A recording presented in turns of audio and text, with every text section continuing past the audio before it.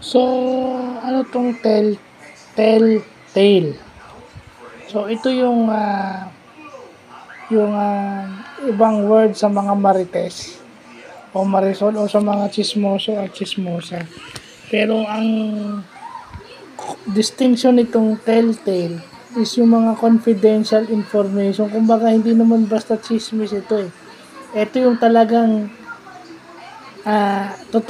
hindi totoong information, totoong nangyari na hindi dapat sabihin o malaman pero sinasabi. I mean, siguro dito sila kumikita sa pagiging telltale, di ba? Ito yung kahit totoo na hindi dapat malaman, sinasabi. Kasi pag sinabi mo mga marites at saka marisol, minsan hindi totoo. Ito maaring totoo. Kumbaga yung mga confidential information, sinasabi na lang. Isa rin to sa pwede nilang pagkakitaan kasi.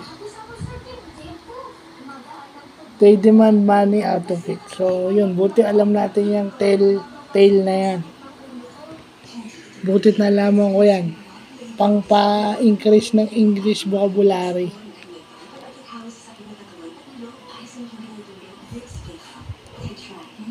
So, yun lang po.